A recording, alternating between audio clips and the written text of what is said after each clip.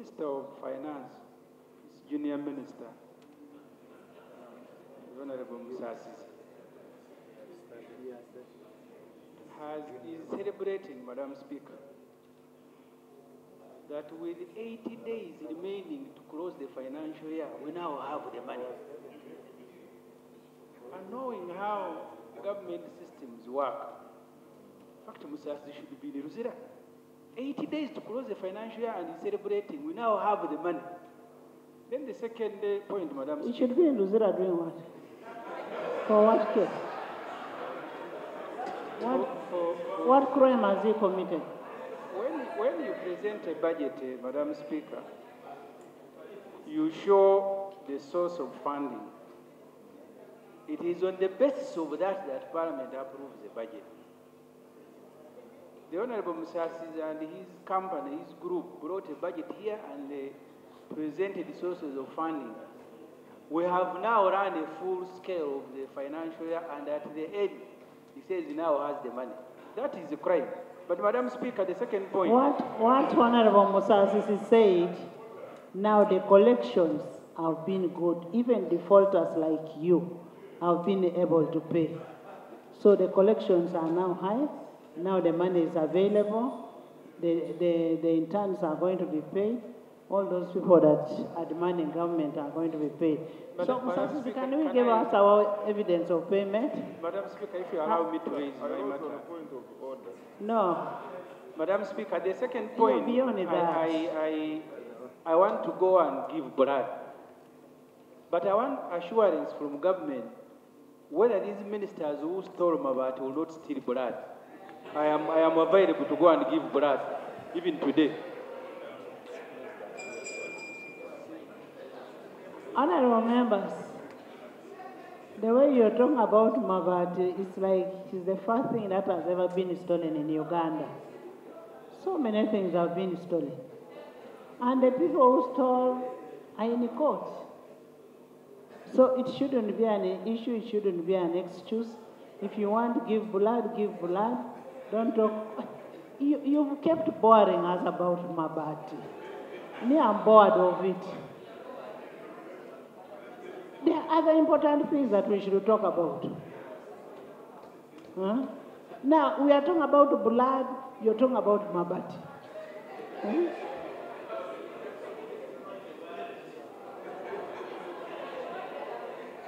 Honorable members, can I have order in the House?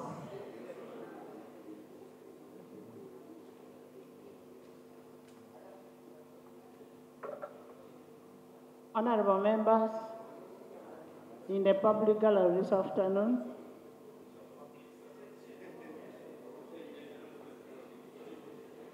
Thank you, Right Honourable Speaker, for giving me the opportunity. Right Honourable Speaker, on 20th of this month at around 2 p.m., a truck with registration number UAT. There is a procedural matter.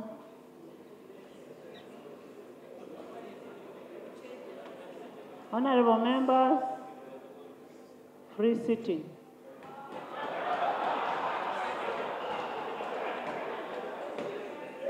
Thank you very much, Madam Speaker.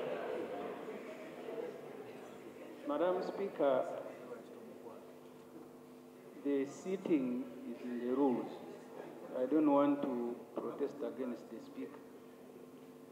And maybe upon a motion it can change. But the issue I wanted to raise, related,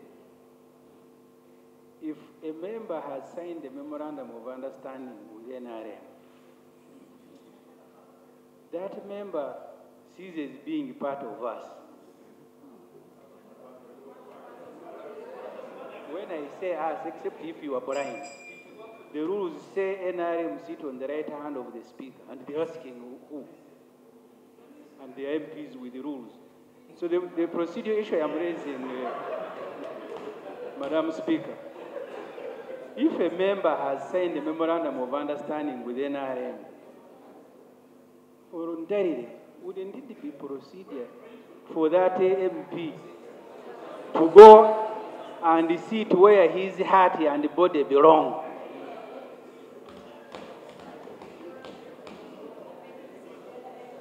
You know, honorable members, all of us get our votes differently. Some of us get our votes by talking on anything we want to say on the microphone.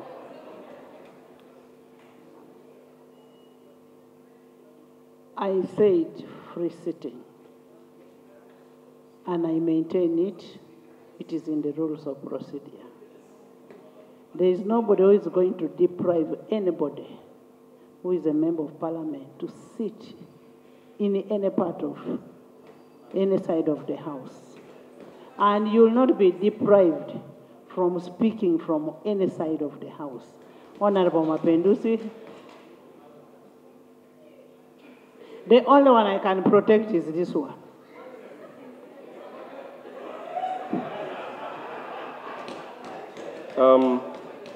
Thank this you. This one is only for two people. It is for me and for Titi. Thank you very much, Right Honorable Speaker. On 20th of this month at around 2 p.m., a truck with registration number UAT 113F veered and plunked into the River Nile at Karuma Bridge. This truck had two occupants, Mr. Tumusime, the driver, and a turnman, and goods are worth several millions. Right Honorable Speaker, in 2021, and to be specific, on 25th of April, a fuel truck with registration number UAS 337M, belonging to Energy Petrol Station in Lira City, also plunged into the Nile at the same bridge and was equally never recovered. Of two occupants, Alex Ogwal, the driver, and Awad Obaro. Right Honorable Speaker, according to the police in Aswa region, over 25 trucks have so far plunged into the River Nile from the same spot since 2011. And all have never been recovered, including the bodies of the victims of those accidents. Right Honorable Speaker, this bridge has become the most dangerous in the country, leading to loss of several lives and goods worth billions of shillings. You're aware, Right Honorable Speaker, that this bridge was built in 1963, a year after Uganda attained independence, and so much has changed since then. I therefore, Right Honorable Speaker, pray that one, government takes an urgent and proper rehabilitation works on this bridge to save lives and properties of the citizens. Number two, Right Honorable Speaker, a new bridge needs to be designed and constructed to fit the current demands and challenges so we can allow the country to move freely. Otherwise, Right Honorable Speaker, we run the risk of cutting one part of the country without having access if we don't act immediately. Thank you very much. Thank you so much, Honorable Mapendusi. Still in the public gallery this afternoon, we have a... Very much, Right Honorable Speaker. The General said at the beginning, they don't want to deprive people of their property, that their government. We have had meetings as MPs in Kampala and Wakiso about people who live along the railway line. Even with ministers, the other day we were meeting Honorable Echweru. Before compensation, the minister brought bulldozers and started destroying lives almost. So I don't know whether that was a very different government. So the clarification, Madam Speaker, I'm seeking is whether the standard is changed when it came to those who live along the rail line, that these days you are, whose houses you are demolishing, you have finished my constituency, you are now in Nakawa, as if they are not human beings. So in that case, who was encroached? Is it the railways or the people? I just want final. Who was encroached? Madam Speaker, the Land Act, which this government has been waving in our faces for many years, creates a category of bona fide occupant. In fact, on private land, you will never evict people when it comes to government. But the particular case I am talking about, this matter has been discussed. The Honorable Karuma Wamala knows it, and the decision made that they will compensate people. So the reason I'm asking, why are they not compensating it and instead demolish their houses?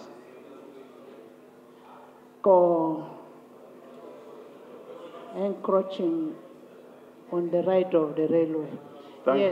Thank you very much, Right Honourable Speaker, and thank you very much for the guidance. Encroachers are not bona fide occupants. And this Parliament actually, at one time, even made pronouncements and said we should not compensate encroachers on government property and government land.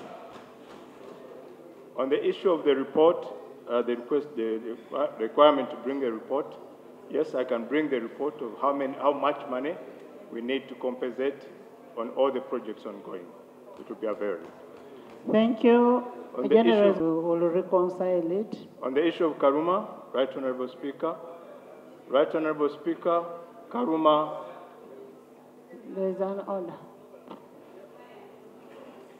Madam Speaker, the Minister for Works knows that he has been compensating people in Bukasa who are in the same conditions and circumstances like the one along the rail. Is he in order to mislead Parliament that compensation has not been made to those classes when he has just completed compensating Bukasa? Is he in order?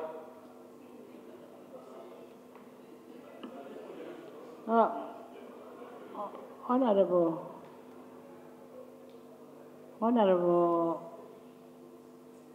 Ssemujju, the minister did not say that government will not compensate. They look at a case by case. And they don't have the similar facts. So the minister is in order to give you information that is available. You are the ones who passed it in this house. Yes, Honorable Minister. Thank you very much, Right Honourable Speaker. Right Honourable Speaker, on the issue of Karuma Bridge, I totally appreciate the concerns of Honourable Mapinduzi. And yes, this bridge, first of all, has outlived its usefulness, even in terms of location and approach. That's why we had even reinforced the approach on control of the speed to the approach of the bridge with the humps and rumble strips, but also put some soldiers and including a police traffic control element on one side. It is true that this bridge is going to be redesigned. We're already in the process of redesigning this bridge. We are only challenged with the funds. If we had the funds, we would have started the construction. But we are in discussions with some development partners to see that we redesign and reposition this bridge to meet the challenges of the increasing traffic on that road. It's very unfortunate that this number of accidents have happened, but we are going to increase more reinforcements as of now, so that at least if the truck hits on it, it doesn't topple over. Thank you very much. Thank you, Honorable Tinker.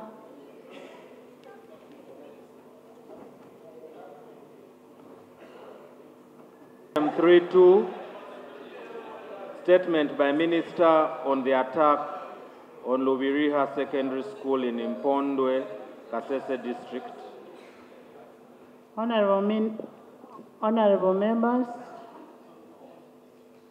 the other day we had that information about the attack of the children, and we asked the minister to come with a comprehensive report. I hope it has been uploaded, a comprehensive report on the attack of those children. And I want to thank the Holy Father for having prayers for those children. There were prayers in the Vatican for the children who were burnt in Kasese. We really want to thank the Holy Father for that. Yes, Honorable Minister. Yes. Right, Honorable Speaker, as the House prolonged on 25th of last month, on 26th, our forces were attacked by Al-Shabaab, and we lost about 50 soldiers. About 50 soldiers, as was reported by the President. Isn't it procedure right, Honorable Speaker? But since this minister is here, and is the Minister for Defense, he compiled at the same time a comprehensive report to this Honorable House to know the status of the people we lost, how they are going to be compensated, where are the bodies for the decent burial. We are in the dark. The whole country is in the dark to know what is happening. Isn't it procedure right that the minister be directed to produce a comprehensive report about what transpired in Somalia? Thank you, Right Honorable Speaker. Honorable Chiwanuka is raising is pertinent. After the killing of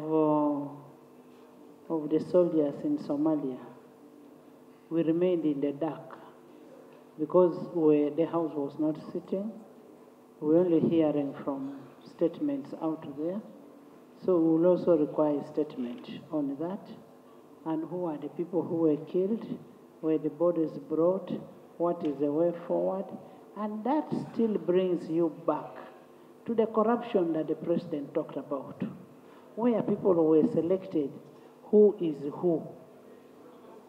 You're taking people who are not experienced enough. And somebody raised an issue on recruitment. It takes you back to the issue of recruitment. You're recruiting because so-and-so is a relative to so-and-so, and because you feel there's money in Somalia, so you're sending people who have just been recruited. So, Honorable Minister, you will come with that report in 2 weeks' time. Much obliged. The statement on Somalia, with those details, the Honorable Speaker,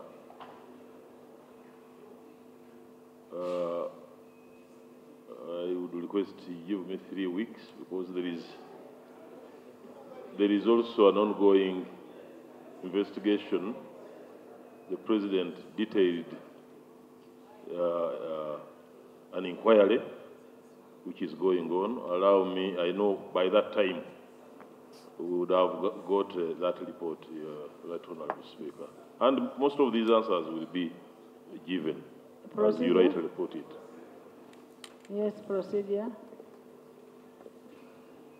Speaker, I rise on a procedural matter related to the same issue, Right Honorable Speaker, and it is basically on the use of the gun, the illegal use of the gun that has become so rampant in the country.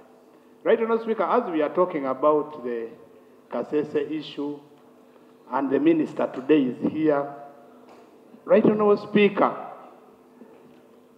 killings have become killings, Right Honorable Speaker. The other day in Mayuge, they murdered a businessman.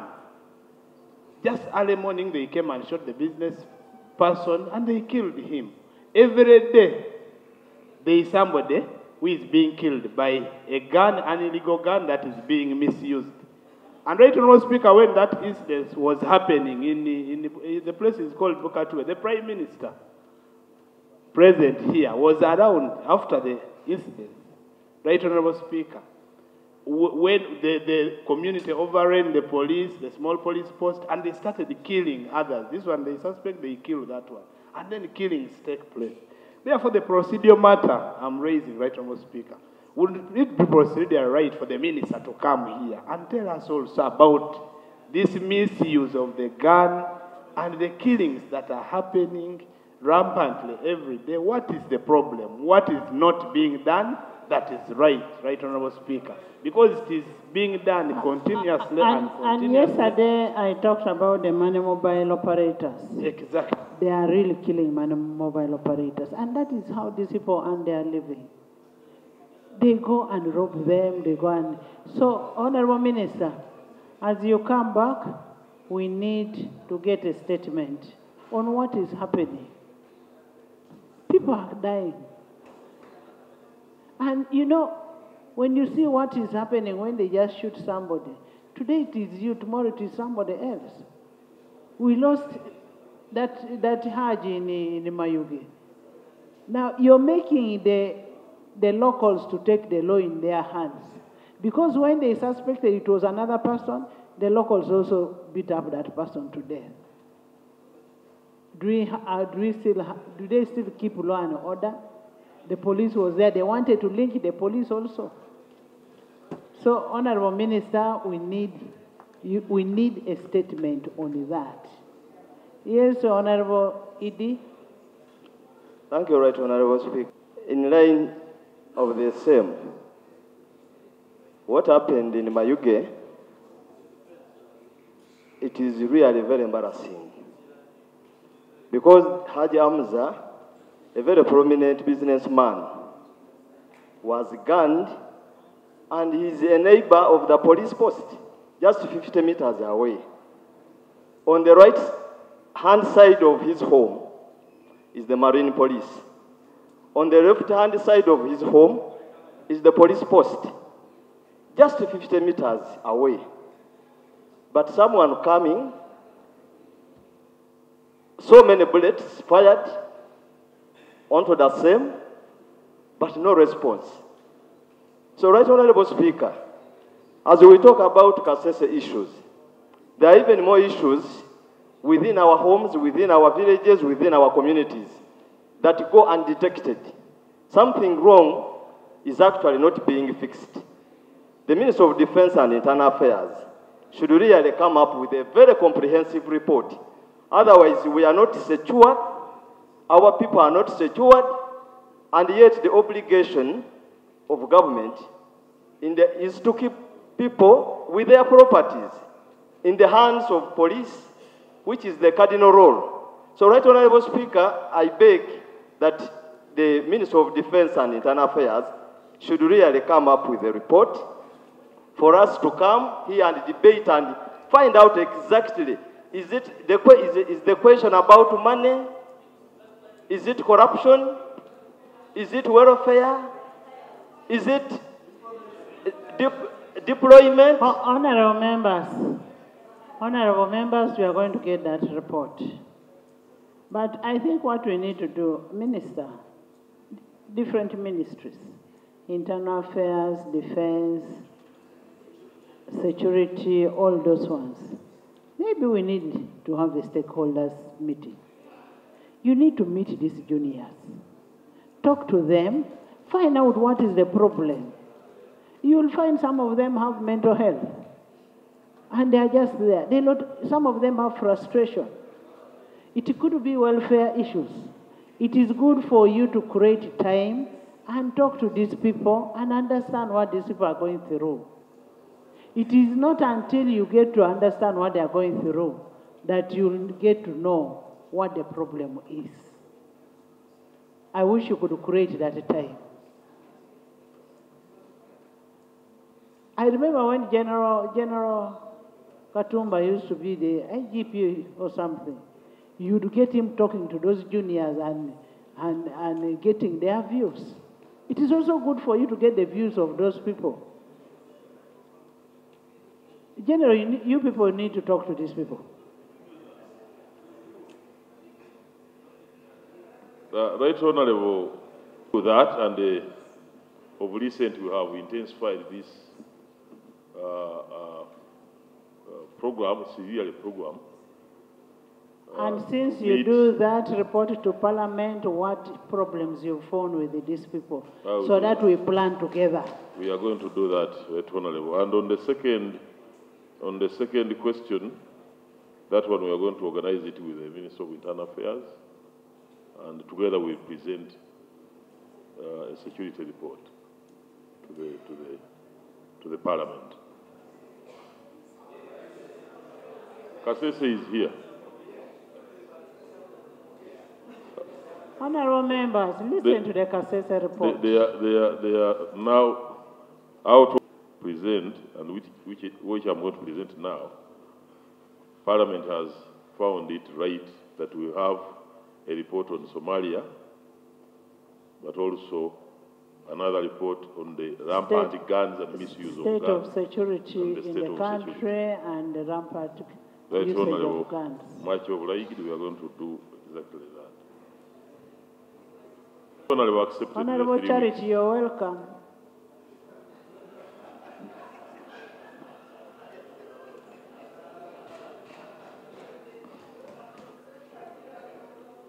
Right Honorable, you have allowed us 4 weeks. You asked for 3 weeks. I've given you the 3 weeks. Thank you, Right Honorable. This is the statement by the Minister of Defense and Veteran Affairs to Parliament regarding the attack on Peter Hunter Secondary School, Nyabigando, also known as Luviriha Mpondwe Secondary School.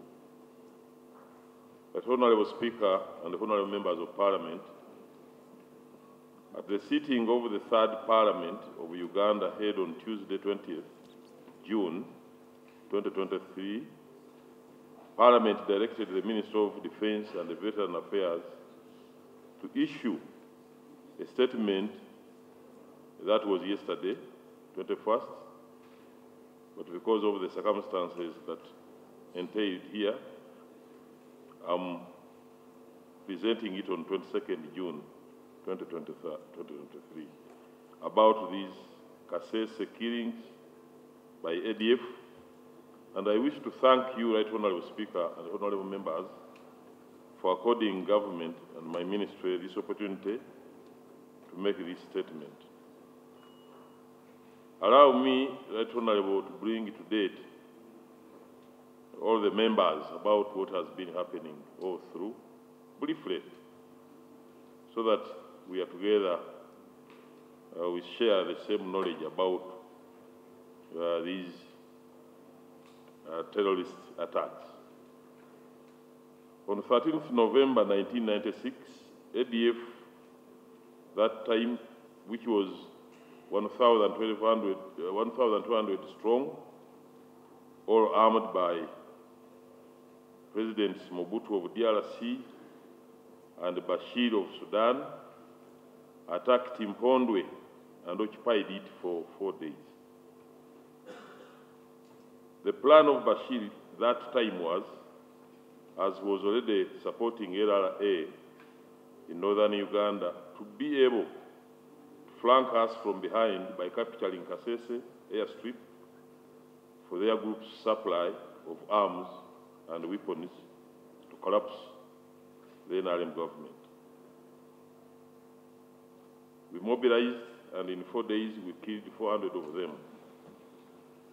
Therefore, we failed their plan, and they only managed to just occupy Mpondwe in Kasese for the 4 days I've mentioned, as they were blocked by a small force there. But when we mobilized ourselves, they gave up their mission of capturing of Kasese town and airstrip, and resorted to turning to terrorism by killing people and forcing them into internally displaced camps, IDPs. They also disappeared and occupied the mountain areas of Kasese and Kabalole. Honorable Speaker and members, between 1996 and 2007, they were in those mountain and rural areas where we were fighting them, and they tried running to Chibale and Winyaruguru. By 2007, we had defeated them completely. They then resorted to bombing towns and adopt guerrilla attacks or tactics. Right Honorable Speaker and members, the city and town bombings also quickly got controlled, and they all retreated to DRC, where they were allowed by the government of President Kabila. A team of 100 strong tried to enter and disorganize Chogam, but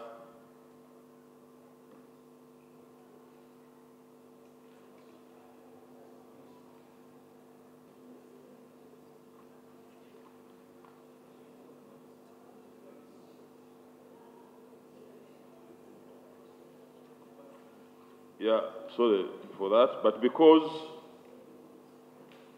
out of the 100 that had organized to attack us, 87 were put out of action. That is killing. And only 13 went back.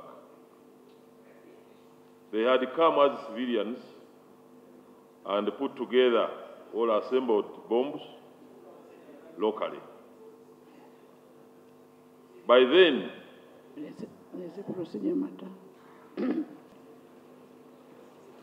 Madam Speaker, I know that the Honorable Ssemujju is 2 years old in that ministry. He may not know that several statements about Kasese and ADF have been presented to Parliament with a history that is repeating. So the procedure issue I am raising, Madam Speaker, is whether the minister who was instructed to present a statement on the attack in Kasese should lecture this Parliament as if we are in Chankwanzi about the history that has already been by Honorable Chiyonga, by Honorable Mbabazi. All the subsequent ministers of defense have given that information, whether he should take us back to supply knowledge that we already have, instead of giving us knowledge that we don't have. Honorable members, it is also a fact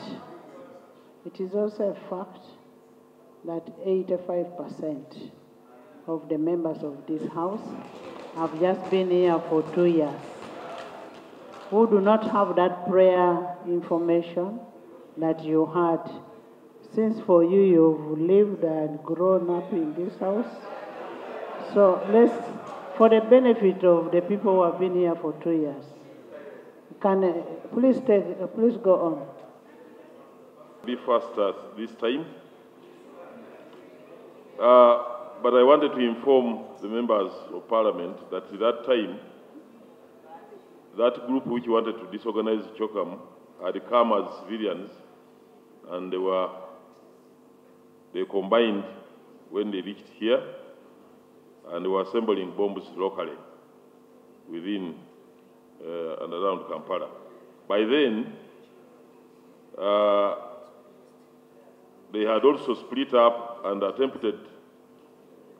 What we did is to organize the intelligence, because when they split up and they start moving in smaller groups of one or two people, you have to use intelligence. And this was fought by knowing, following them up, and also arresting them. The ADF is a weak force, Madam Speaker and honorable members. Since the days of President Mobutu, it would have grown into a massive force. It has an anti-people philosophy and it does anti-people actions. During the regime of President Kabila, these ADFs were given liberty to stay in Congo. But since then, 20 years plus, they have remained weak. But 20 years is really a lot of time. It is the current regime of President, His Excellency Tshisekedi, which has helped us and accepted to work with us to enter Congo under Operation Suja to attack ADF from their safe haven in DRC. Right Honorable Speaker and members, the joint UPDF and FARDC is the army, is the equivalent of UPDF here. Operation Ssemujju in Eastern DRC has been a success. Since its inception in November 2021, over 500 terrorists have been killed, including foreign fighters affiliated to other terrorist groups like Al-Qaeda, Al-Shabaab, and the Islamic State Central Africa Province, ISCAP. Over 50 have been captured, about 30 have surrendered on their own, and over 100 former abductees rescued, and various types and calibers of arms and ammunition and IEDs, improvised explosive devices, and ID-making materials have been recovered. So a number of terror cells and collaborator networks, both within Uganda and in DRC, have also been destroyed. Life, I want to inform you, Right Honorable Speaker and the members, that life has also returned to normalcy in the areas of operation of the joint forces. Former abductees have returned to their homes. Schools, places of worship, and businesses have reopened, and abductions of the local people have been curtailed. Infrastructure, especially roads, have been either put in place or rehabilitated, which has eased the own movement of troops and supplies, goods and services for local business communities, and so on. The local communities in DRC are appreciative. Where we are, UPDF and FARDC, people are appreciative of the joint UPDF FARDC forces that have enabled this return to normalcy. I have organized a small map which is there.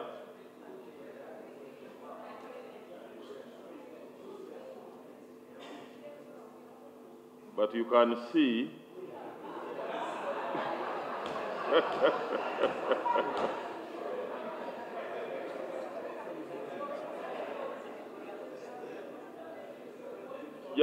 just a bit of that, the iPad, it is not there. So we are showing only that part around the Rwenzori, from the Kibale National Park down up to Queen Elizabeth National Park. And when you enter Congo, we are showing just from Bulibo through Virunga National Park, then Kasindi, Mpondwe. Where we had this problem is in Mpondwe, which I'm going to talk about. You will know about Butembo, Butue, Kabasha, and Beni, and those mountains after the Rwenzori National Park. Right Honorable Speaker and members, the ADF is mostly in the northern parts of the road from Kasindi to Beni. You can see Kasindi, you can see Beni on the northwest. Kasindi in the middle, near Mpondwe and the Beni. So the northern parts of that road and the south of the road is occupied by UPDF. And where the UPDF is operating from, life has come back to normal with the population settling back on economic production. For example, they have gone back to growing cocoa, coffee farming, cocoa and coffee. Shops are open, and schools are running. And all the shops, if I have to volunteer some information, are full of Ugandan goods. All these towns from Beni, Bunia, Kasindi, all of these, when you go there, but that is another something else. So in DRC, that Honorable Speaker, where Congo allowed us to operate, ADF could not go to camp there. They now remained in small groups. I use the Uganda word bukunkumuka. Like a dry, when you have dry cow dung and you remove it, what remains is small. When you remove the rump. So these remaining bukunkumuka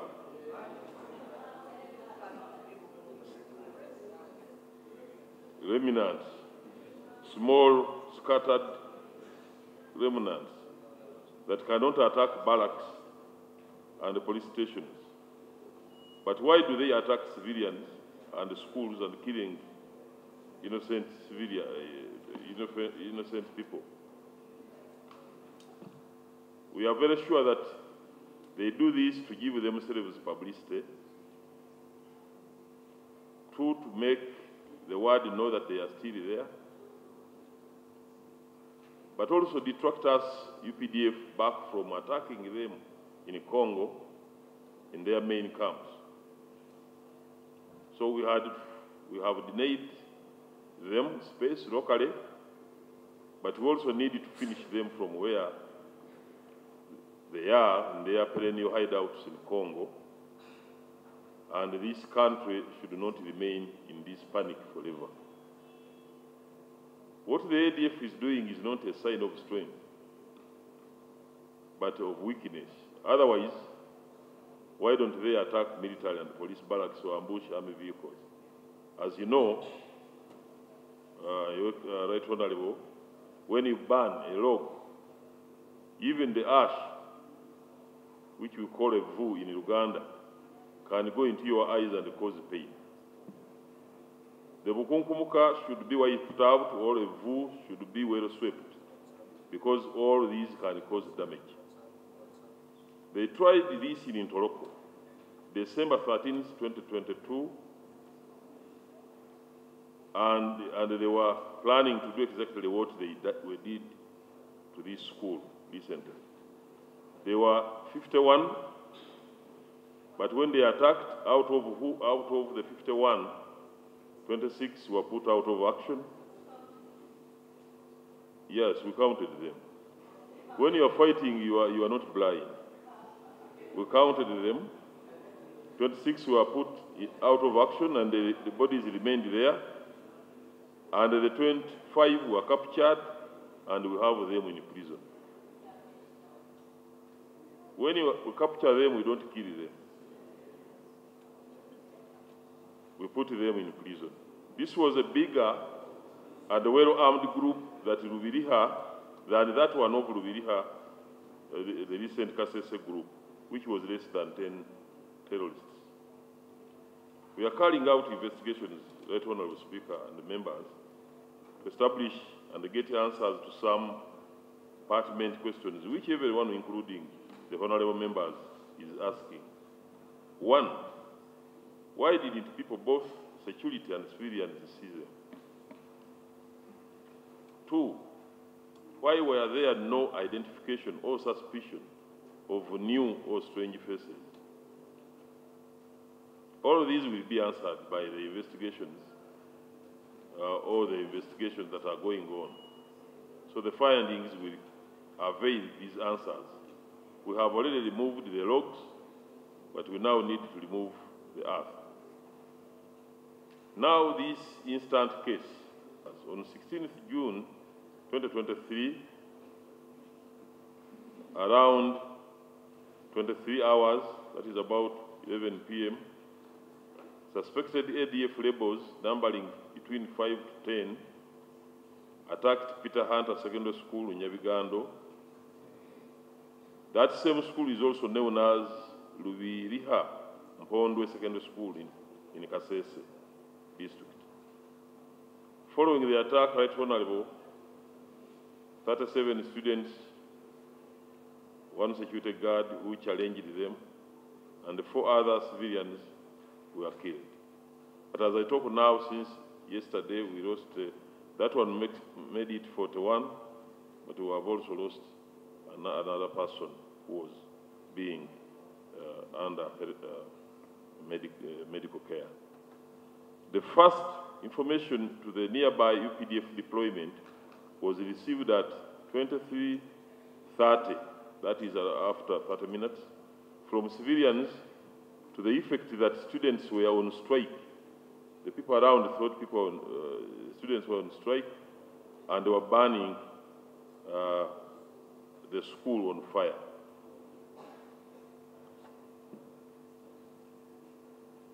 This information was quickly shared with police deployed at Wera, and subsequently a joint UPDF and police force on wheels was dispatched to the scene. Routine football patrols also joined the dispatched joint force to the scene of crime. Unfortunately, honorable members, the attackers had retreated towards River Semuliki inside DRC, that is exactly down below Mpondwe, and eventually towards Virunga National Park. This Virunga National Park is an area that is not inhabited by human beings and therefore has no security deployment. But the UPDF forces pursued the attackers southwards to River Lubiriha because they were expected to cross there, around 3 kilometers from the scene of crime. Despite that, honorable and members, the pursuit continued, and on 19th June 2023 at around 14:30 hours, that is 2 p.m. here, 2:30 p.m., towards the confluence of rivers Semuliki and Taliha in DRC, the attackers who had made a hasty defensive position were attacked by a UPDF mobile squad, where 3 enemies were killed, 1 submachine gun captured, 1 woman and 3 children rescued. In the initial planning at the start of Operation Suja, such diversionary acts by the enemy, ADF, were anticipated and taken care of. That is the reason rare deployments in the entire Rwenzori sub-region were maintained. For instance, when the same ADF group attempted to infiltrate in Toroko in December last year, even in bigger numbers as mentioned above, the whole group was annihilated owing to timely information from the civilian population. Unfortunately, in this case of Kasese, Lubiriha, the information was late, inaccurate, and the small group was able to infiltrate with the assistance of some collaborators. That is why some of them have already been arrested to help in investigations. Operation Suja, Right Honorable Speaker and members, was initiated partly to arrest the ADF terrorism from its source in DRC. The bombings in Kampala, for example, in November 2021, were organized from DRC. Had we not deployed in time, the situation would have been worse. In this particular incident, Honorable Speaker, this was an isolated one and is highly regrettable. However, it does not and will not deter our resolve and commitment to execute our constitutional mandate of defending the sovereignty and the territorial integrity of Uganda in general, Kasese and the Rwenzori sub-region. Pursuit for these criminals, honorable and members, continues by the UPDF in DRC, and we are continuing with the very deep investigations in order to understand the nitty-gritty aspects of this incident. And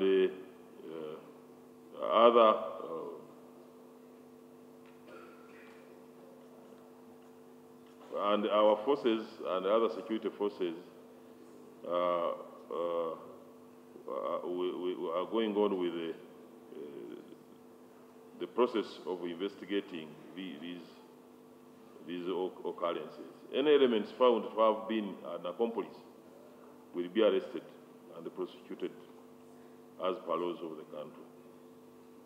We are also doing community sensitization and mobilization for vigilance, collaboration with security forces, and working with the security forces is also, we are doing this, and we are making sure that now the population is more vigilant in this affected area. And the general situation, as I talk today, has returned to normalcy.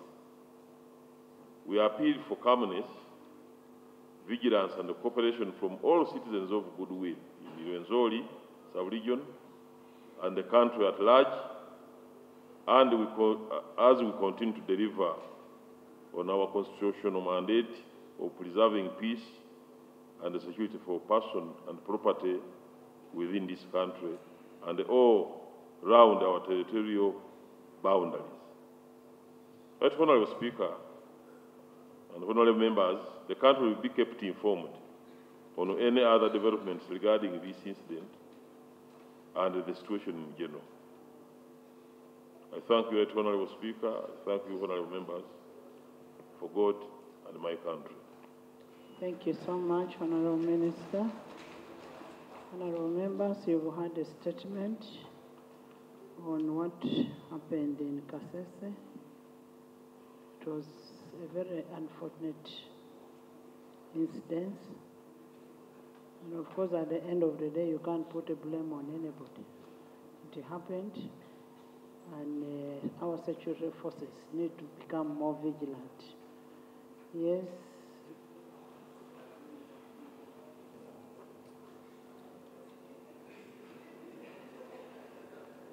Let me start with Kasese.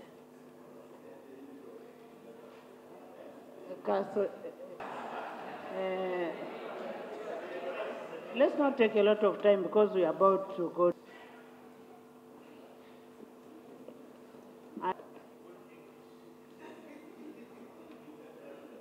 Thank you very much, Madam Speaker.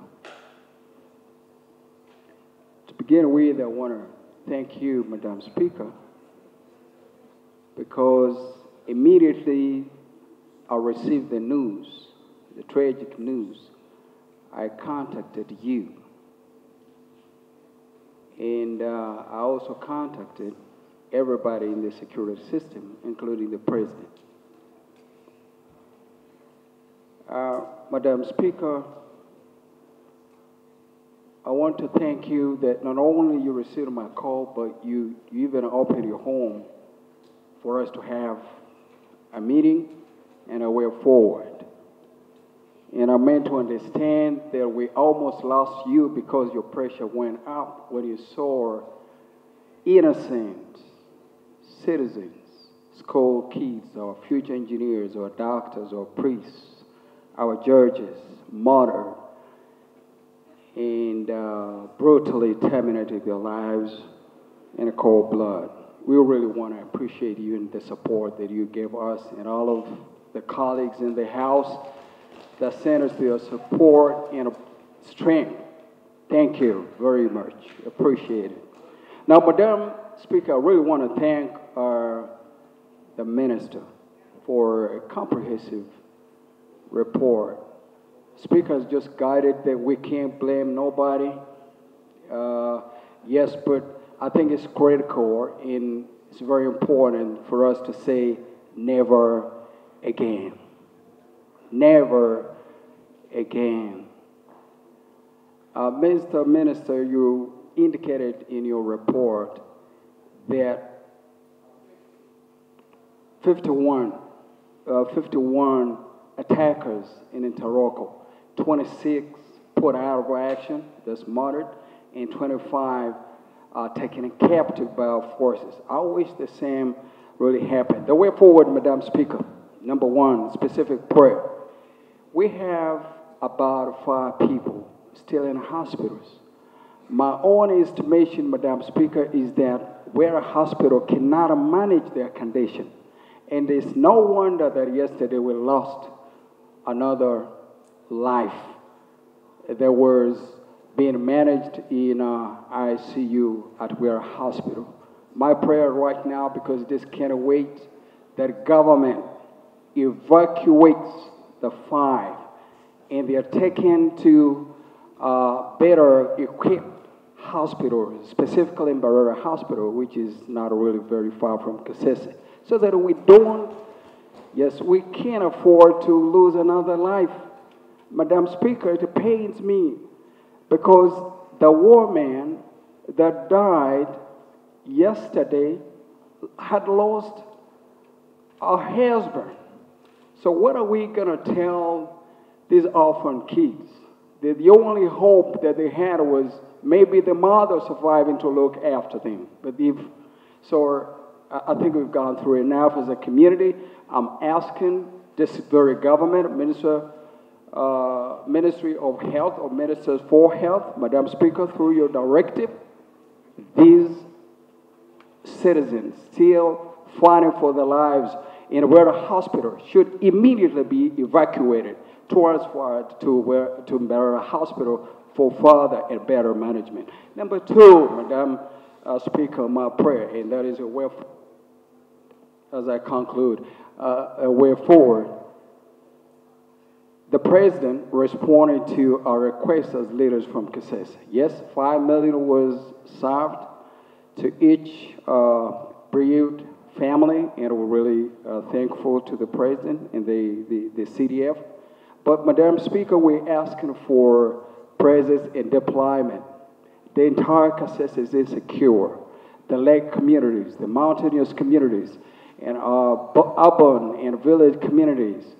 Madam Speaker, we're asking that deployment that relates to the threat should be scaled up, and our capabilities, both soft and hardware capabilities, should be scaled up in that community.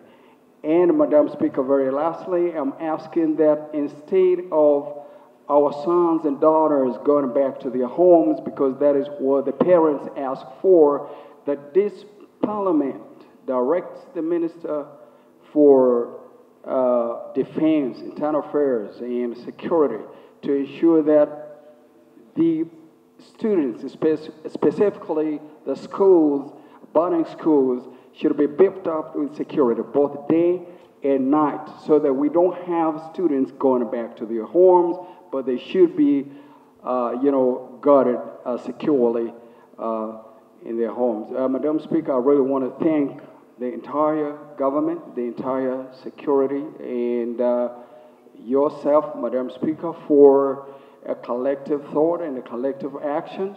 And I think we've heard enough as a community. We want to tell a better story, and it's only you to help us tell that better story. Much appreciated. Thank you so much. Prime Minister, those people to be evacuated to a better hospital so that we can have. That's honorable.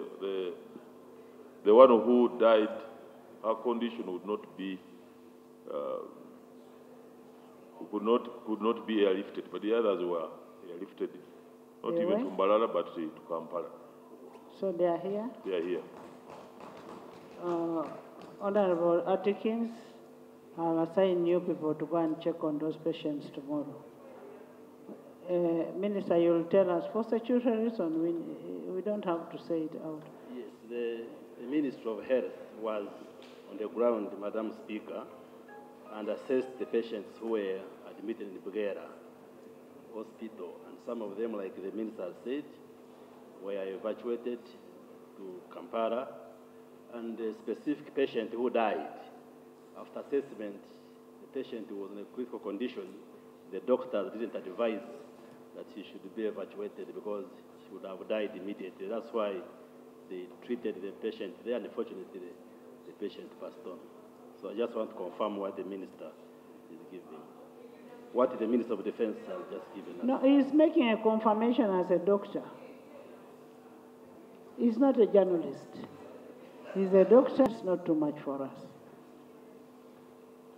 Members, you will speak. That's honorable. In fact, his submission was wonderful, and I just want to thank him for the support. In fact, we are going together with him today to the area. But I want to say that we don't have to say everything here, but the capabilities he's talking about is Parliament. We can monitor every inch over the border if we wanted, if we had the means. And nobody could have entered, even with a punk, without. But the rest is for another day, when we are making budget. So you support us more. You know, when you're talking about security matters, there is what is classified. You cannot speak everything. Florence? Thank you. Right opportunity. It is unfortunate that we lost our young ones at such a tender age in cold blood.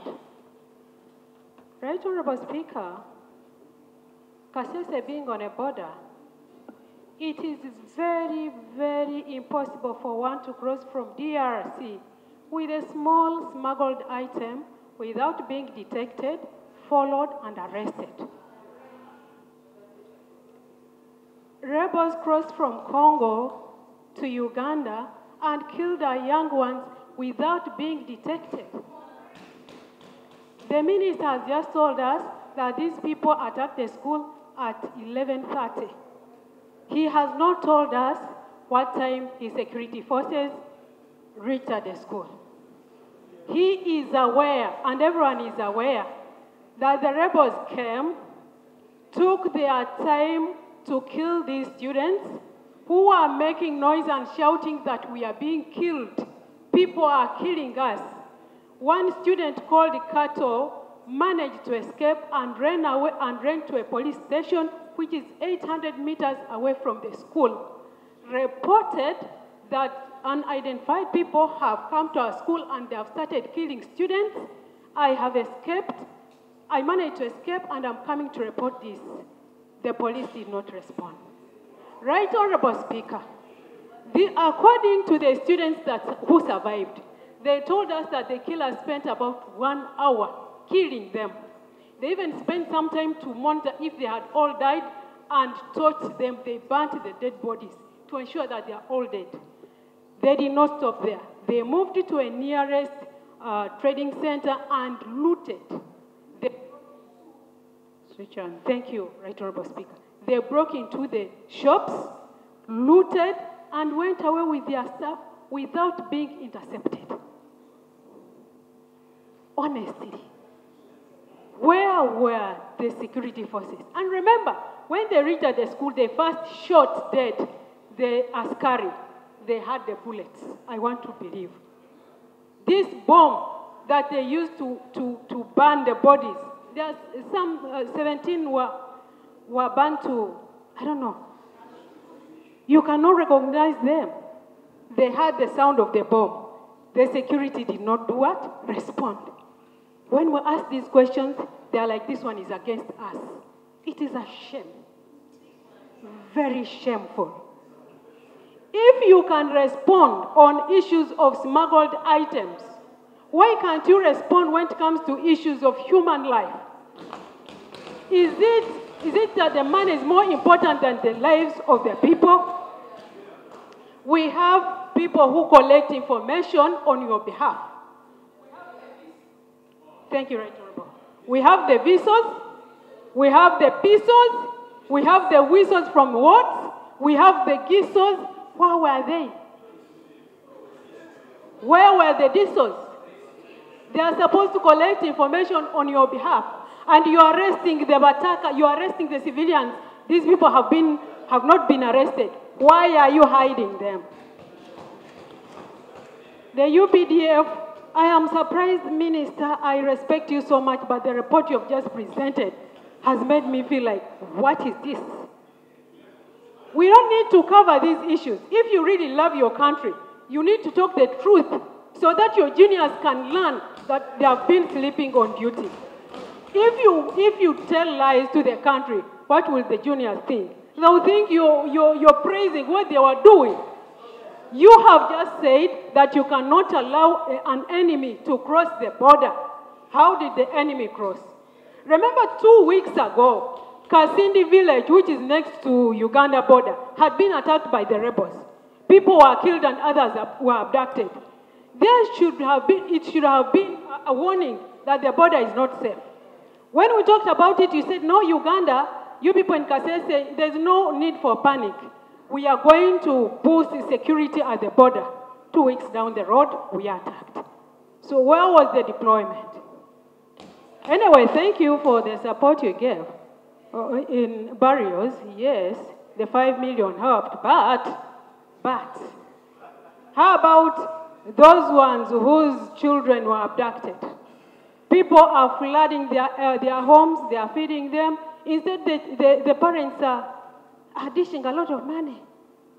And if we say everyone who dies at the hands of, are given 5 million, what is it for? What does it have to do? All we need is the protection of our people, not the 5 million that you're giving them. Thank you, Right Honorable Speaker. Thank you so much. That still takes you to the question that the minister was asking. Why didn't the people, both security and civilians, see these attackers? That is what is being investigated, and that question has to be answered.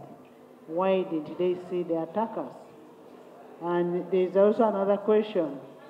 Why were there no identification or suspicion of new or strange faces that came inside the country?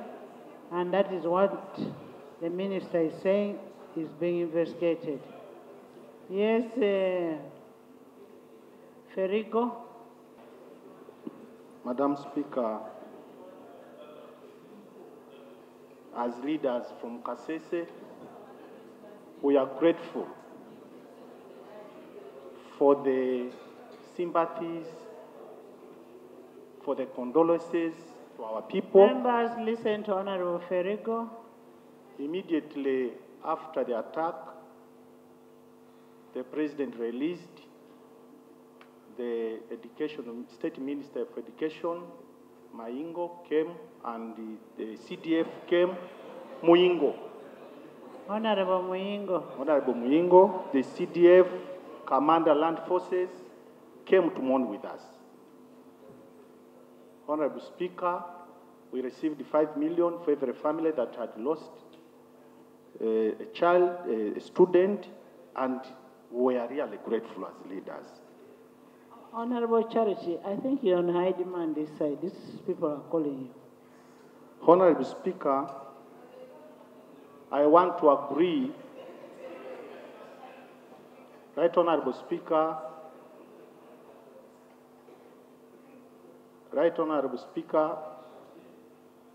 I want to agree with the presentation of my colleagues,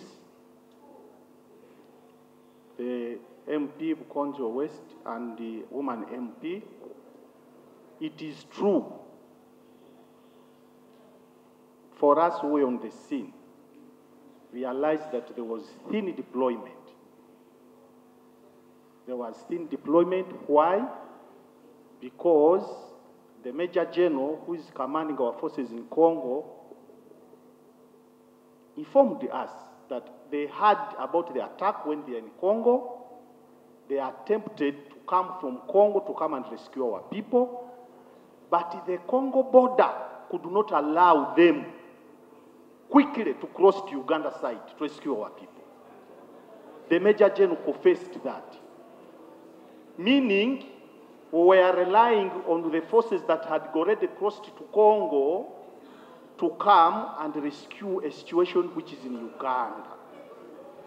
That confirms there was thin deployment, Madam Speaker. Right Honorable Speaker, what happened on that scene was terrible. By the time our students died, they cried for help, Madam Speaker. One of the girls that died is a daughter to my cousin. These people cried for no help. It was terrible. Right Honorable Speaker, our students were butchered. It was real butchering, Right Honorable Speaker. Being killed like goats being slaughtered, Right Honorable Speaker. It took over an hour when our students are being butchered. Right Honorable Speaker, it's my request that UPDF consider deployment, serious deployment on the ground. This is very serious, Right Honorable Speaker. Our people who died badly. If you reach the site, you will feel pity. The boys who resisted to be stormed in the dormitory were burnt beyond recognition, Right Honorable Speaker. When we are removing the dead bodies, you could not recognize any of those people until up to now when they are carrying out DNA test. Wherefore, the Right Honorable Speaker, I want to request Minister of Defense to work closely with us leaders in Kasese. Let's work closely. Let's use the medias. We call upon our people who have been diverted into that rebel work to calm down. We are lucky our king has been released, and we are grateful to the president. Our king of that area has been released. We are very, very grateful. Let's work closely with him to mobilize our people to leave this rebel work. Right Honorable Speaker, we have vigilantes in Kasese who are trained at village level. I want to recommend, Right Honorable Speaker, that since we have thin deployment, let's reinforce the deployment by also involving our vigilantes on ground. Let them be armed so that in case we are attacked, even our local people who are trained participate in defending themselves. If we had such an arrangement, there would have been some preliminary self-defense, Right Honorable Speaker. Right Honorable Speaker, let me conclude by thanking you, thanking every member to have been concerned about the killing of our people in the Rwenzori region. Thank you for listening to me, Right Honorable Speaker. Thank you so much. Deployment. And maybe we need to train the vigilantes to be able to protect people. I'm not saying arm them, I am saying train. Some areas have had the same kind of scenarios. We had such kind of things in Teso, where we had Arrow boys. In Lango, we had Amoka. And I remember Mero was one of the Arrow girls. Acrobats. Speaker, I want to join my colleagues from Kasese to condole with the parents who lost their dear ones. Madam Speaker, the issue of massacring our children is becoming too much in this country and for the region. If I can recall way back in Kasese, St. John's, we lost the same. When you go to Chwamba Technical College, we had a similar massacre like the recent one. So my plea to Minister of Defense, like my friends have alluded, we really need serious deployment and combing the entire mountain. Because an attack on Kasese is not only for the people of Kasese, but for the entire sub-region, for the entire country. Because you look at the mountain stretch, it stretches from Kasese through Bunyanga, Bontoroko, up to Bundibujo. So when the people of Kasese are in agony, when the people of Kasese are in pain, equally the people across the mountain are all in pain. Madam Speaker, last weekend in Bundibujo, the security personnel arrested 3 UPDF terrorists.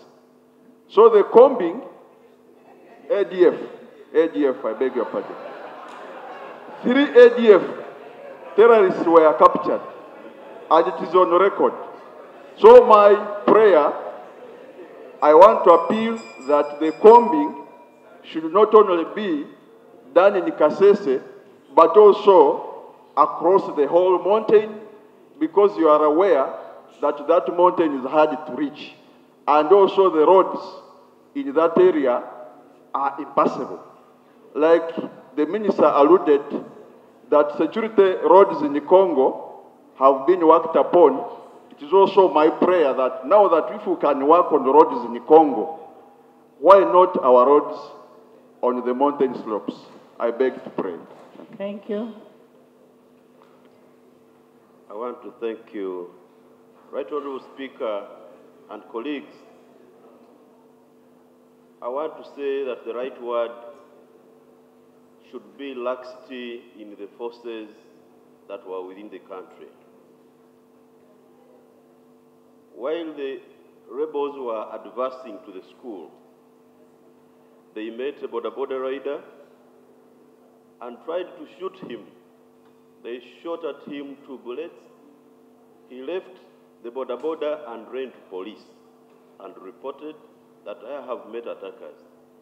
And the police at the customs post asked him to go and report at Mbondwe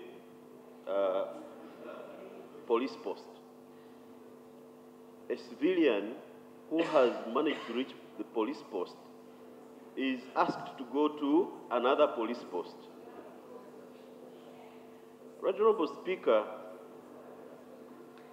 from the scene of crime, it is not more than a kilometer southwards that you will find a UPDF detached.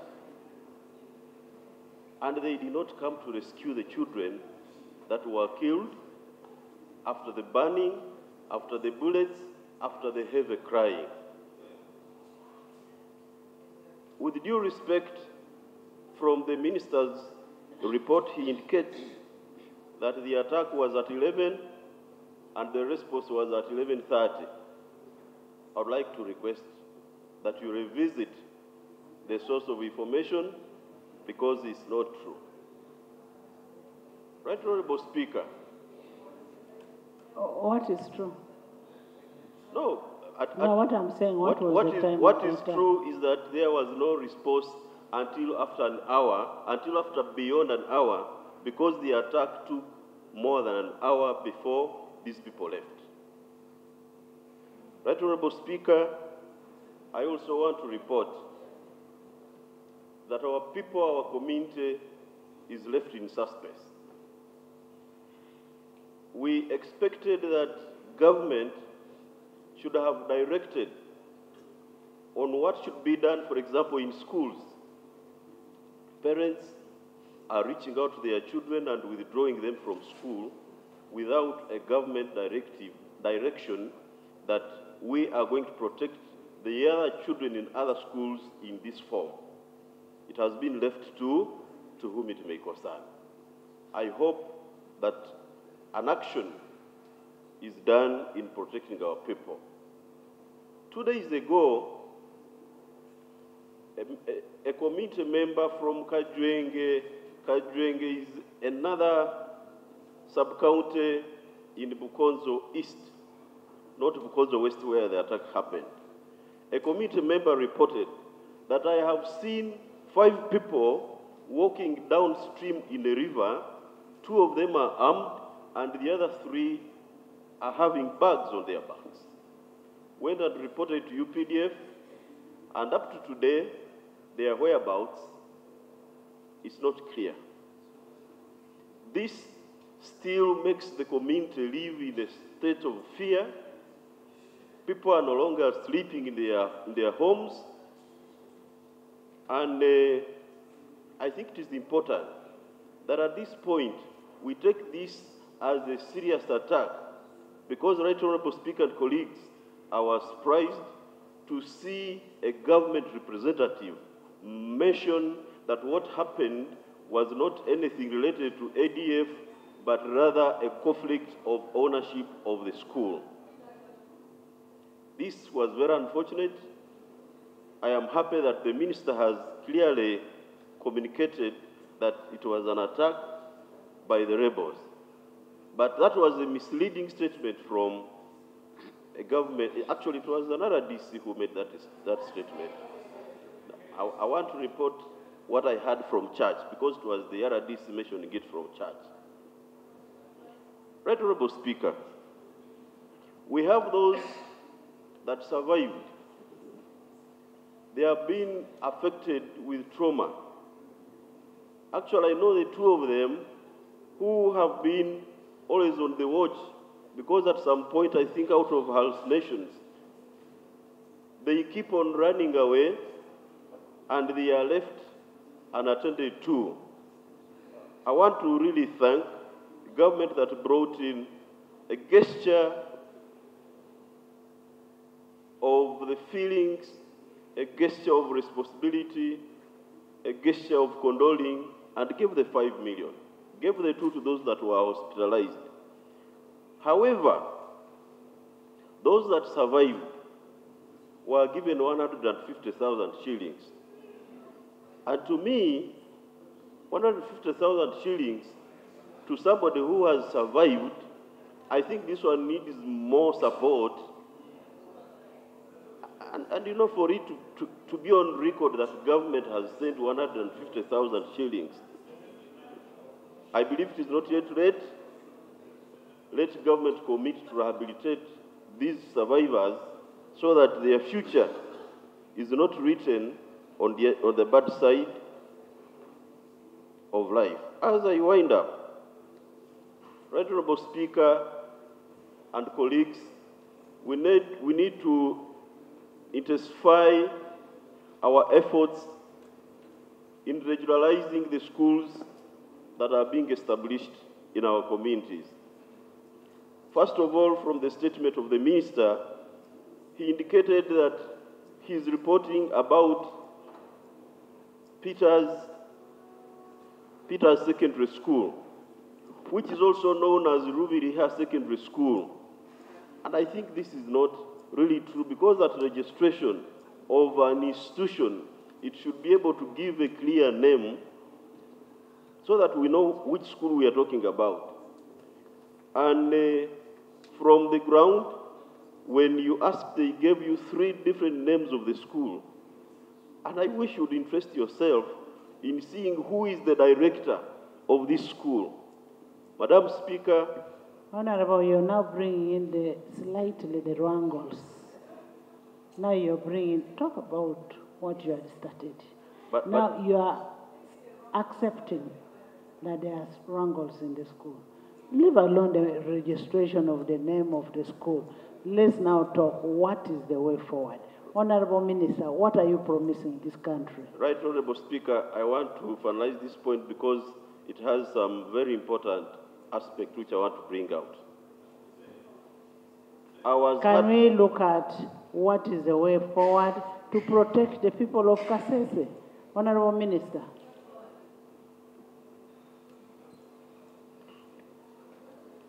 Right Honorable Speaker, I want to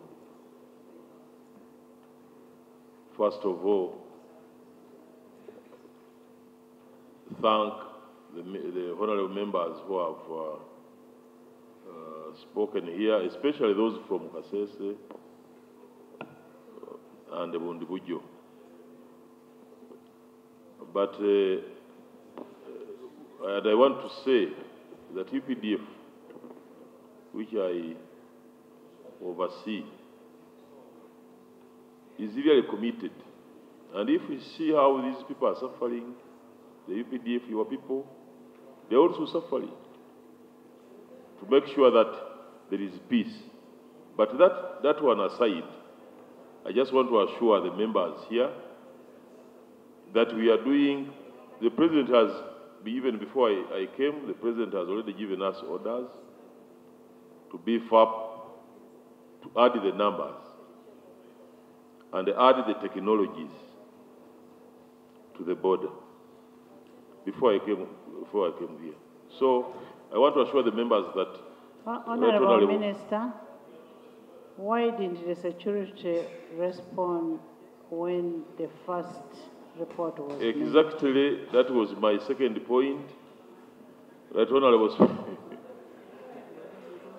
Speaker, and these are the questions I've posed in my report. We are investigating. We have already put a very serious investigation. Why all of these people couldn't, of course, preliminary answers are coming that these people didn't come in a group at first. They took days even to converge the 10. They were coming one across the border, I think, send information. The other one, so it was a very organized way of doing it, but Right Honorable, we are investigating, and even when I come back, we are going to I will give a... So when these people were crossing from Congo to Uganda, there was no way you could notice whether these were rebels or not? That is preliminary, yes, the preliminary information we have, because they didn't come in a group. So they were assisted when they were coming.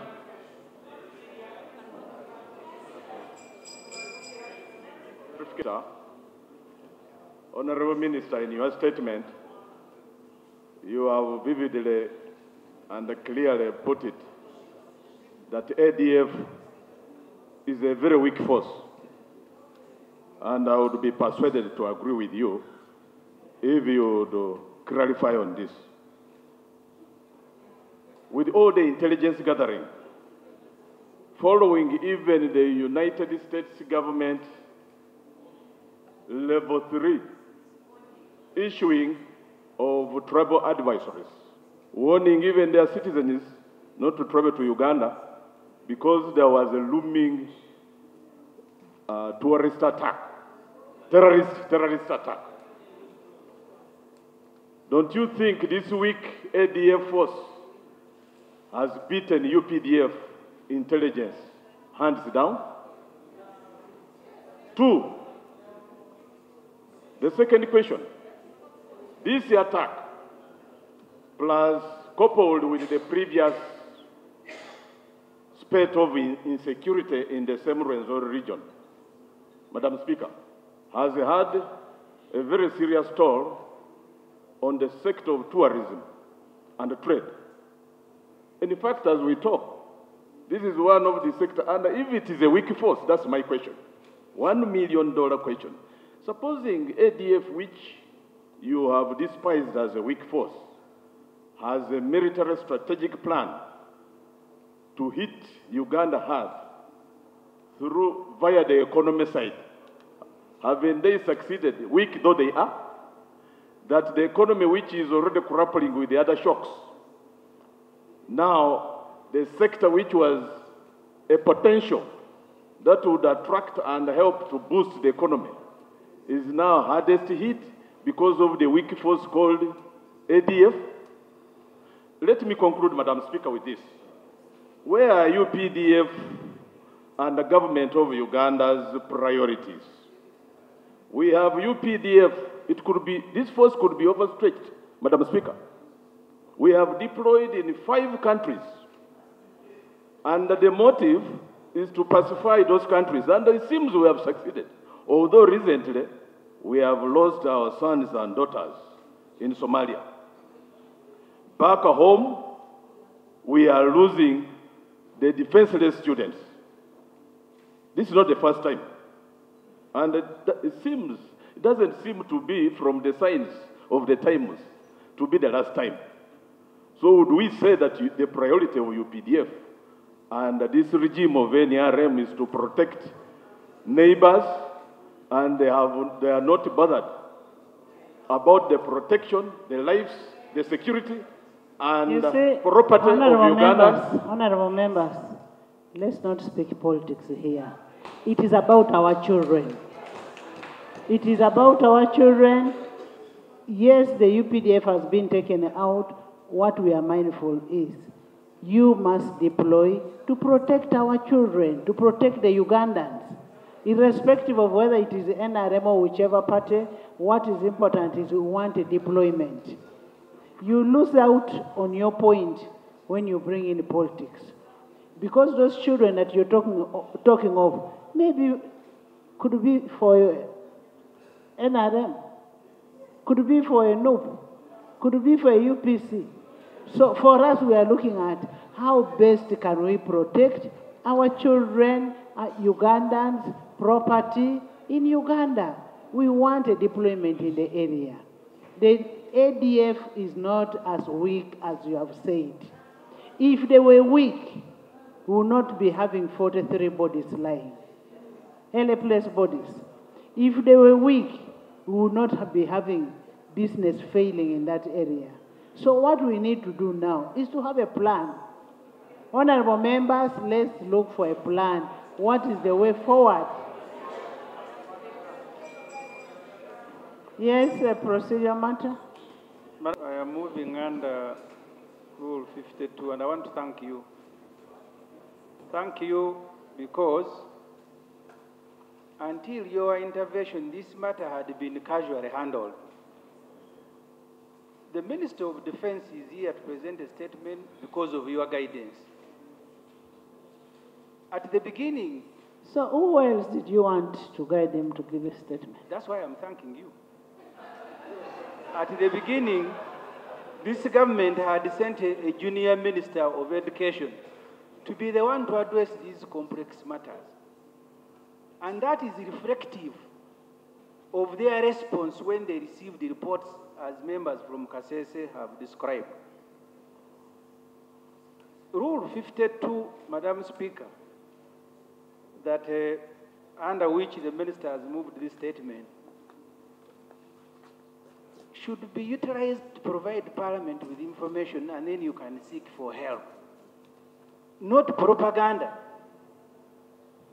I know the Honorable Bamulanzi Ssemujju from his time as a Masaka district chairman. I don't know why, especially ministers from Buganda, you are allowed to carry statements that are a shame. So you come to Parliament to begin lying and lying. And you want us to... Honorable. I am raising proceeding. Honorable. I am raising a procedure. Honorable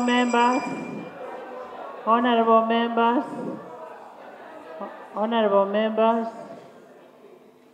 The statement is not a shame. He is present, it is not lies. It is a fact there was a death. It is a fact there was an attack. So what is the lie there? It is also a fact that government is looking towards making sure that we solve this problem. Now, you people, you're going diversionary. You're now going diversionary instead of us looking for a solution. And I am not going to allow your cheap politics in this thing. It is about our children who are dying. I am going to ask you, the minister, with a team, all of you sit. The Committee of Security, Internal Affairs and Security, Defense and Security, I want the committee to go down and see what is happening. I want a fresh statement from the minister on what has been done. I want what has been done. I want a statement on how many children were captured, what is the position of those children. I want a statement on the patients. I want a statement on the patients, and government must look after those patients, not giving 150 the way you're thinking. Honorable members, we need a statement from the Minister of Education. I wish you people could leave me to speak. We need a position of the students, because now we are hearing parents are taking back their children. How ready are you to secure these children in the schools? These children should continue being at school, but you must provide security for it. Honorable members, the trauma, the stigma these people are going through is not an easy one. We need a counseling service for these people. You want to come and do politics in the house here. When people's children are dying somewhere, we want to protect lives. The role of security is to make sure the lives of people is protected, property is protected. Honorable ministers, not one minister. It's a multi-sector approach. All of you must go to the locals and bring a proper statement and action taken. Next item. Item 4. Madam Speaker, allow me to start by apologizing. Today we are commemorating the World Sickle Cell Day. So Can we have order, Kwalinga? I am sorry that I couldn't be in the House on time, and I will try to be as brief as possible. Madam Speaker, allow me to start with the issue of blood. Honorable members, you are aware that from time to time we continue to have challenges of blood availability because we need over 400,000 units of blood on an annual basis, but we are not yet able to collect that amount. The highest we have collected is 300,000. Right, Honorable Speaker, we still have blood in our blood banks, and I have statistics in regards to that I will quickly read. In Nakasero, we have 2,400 units, Masaka 535, Mbarara 390, Hoima 200, Jinja 150, Mbale 400, Gulu 250, Mengo 100, Lira 300, Soroti 300, Arua 200, Nebi 50, Kavale 270, Rukunjiri 172, Fort Portal 317, and Chitovu 350, giving us a total of 6,284 units available at this point in time.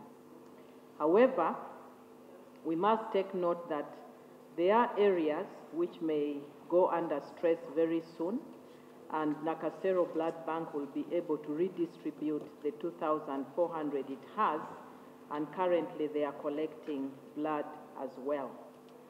So, Right Honorable, that is in relation to blood. As regards interns, Right Honorable Speaker, we received 22.9 billion Uganda shillings, but that is not for deployment of the current interns. It is to pay arrears of interns who had completed internship and had not been paid. That is the 1,900 interns. No, Right Honorable. Those are the 935 interns who had completed internship in April this year. They had finished internship before they had gotten their payments. And also the senior house officers who are continuing, who had not been paid for a period of 4 months. So the 22.9 billion is to pay for their arrears. Now, for the 1,901 interns, we require 80.4 billion Uganda shillings to deploy them. And out of that money, Ministry of Finance gave us 8 billion for interns and 2 billion for senior house officers. So we are not able to deploy until we are sure that the 80.4 billion will be provided. Right, Honorable, that is the correct position. Right, Honorable, the last question was about the National Health Insurance Scheme bills, which was returned, and we have concluded discussions with all the stakeholders. We only had one issue that the Attorney General had to settle, and that is between the Insurance Regulatory Authority and us on the regulation. After that, and I believe by the end of this week we will have concluded, we shall take the paper back to Cabinet, and I'm hopeful that by the end of July we should be able to lay on table here in Parliament. I thank you, Right Honorable Speaker. I once again request that you forgive me for coming late. I thank you. Thank you so much. We want that bill in the House, and I'm happy you're about to complete. Two, on the issue of the, you've heard the issue of the interns. Have you heard?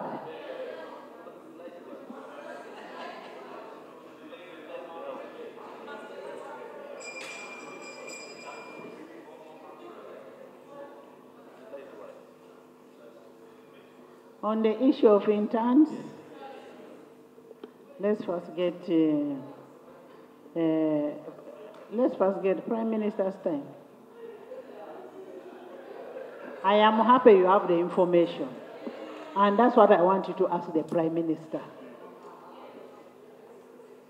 Ask the Prime Minister. She's the head of Prime Minister.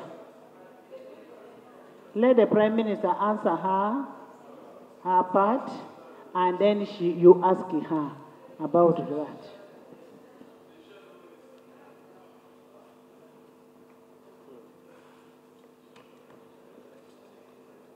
Right Honorable Speaker.